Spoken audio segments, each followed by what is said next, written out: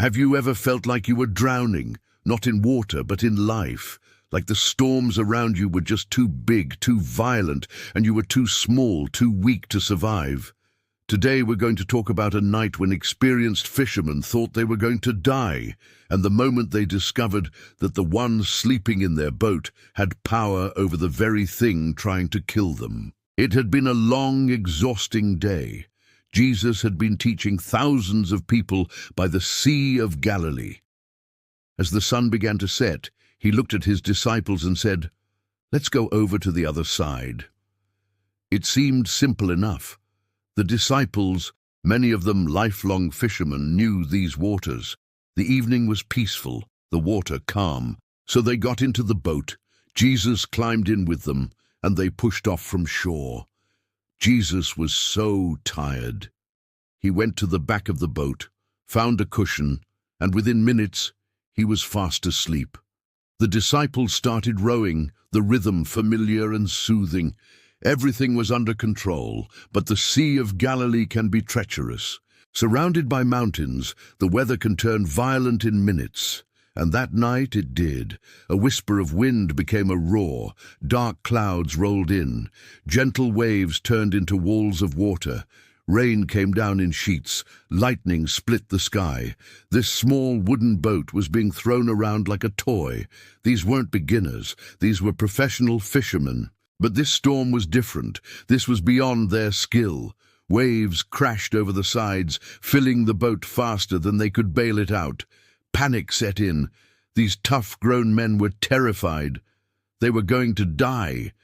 And in the middle of all this chaos, in the back of the boat, Jesus was still sleeping. How could he sleep through this? Finally, in desperation, they stumbled over to him, shook him awake, and cried out, "Teacher, don't you care that we're drowning?"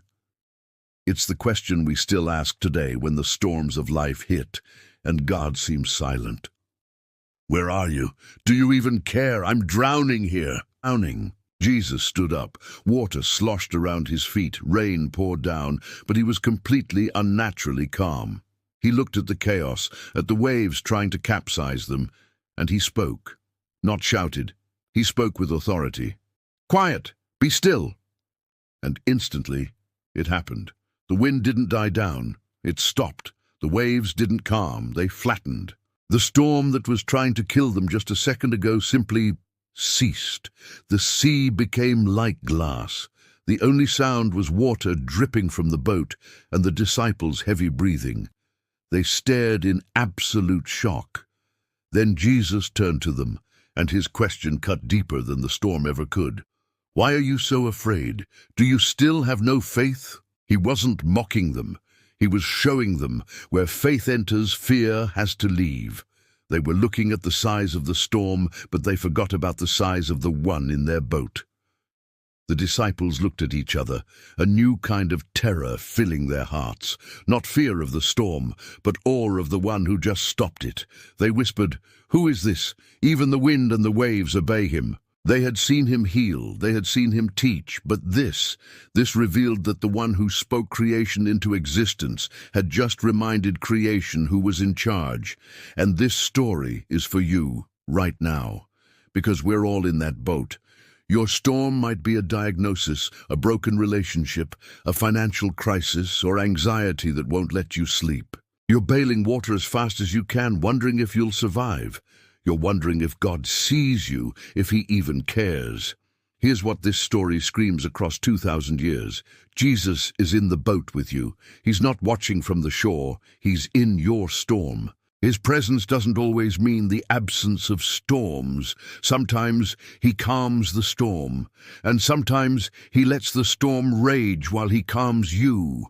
The miracle isn't always that the waves stop, but that you make it to the other side.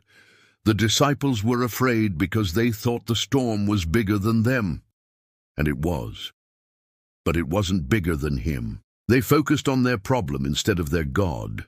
What storm are you facing today? Here's what you need to know. If Jesus is in your boat, the boat is not going down. It might feel like it. The water might be up to your neck. But if he is there, you're going to make it. Maybe he seems to be sleeping in your storm right now, not Because he doesn't care, but because he's not worried.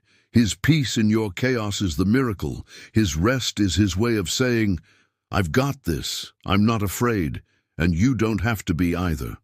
So, cry out to him. Tell him you're scared. He's not offended by your fear. He will stand up in your storm. And whether he calms the storm or calms you, either way, you're going to make it. If this story reached into your storm today, share this video with someone who needs to hear it, someone who's afraid and feels like they're drowning. Drop a comment and tell me, what's your storm right now? Let's pray for each other and remind each other that we serve the storm calmer. And if you want more stories that meet you right where you are, subscribe and turn on notifications. Your storm has an expiration date. You're not going down, you're going through. And when you reach the other side, you'll look back and realize he was in control the whole time. Until next time, hold on, keep the faith, and trust the storm calmer.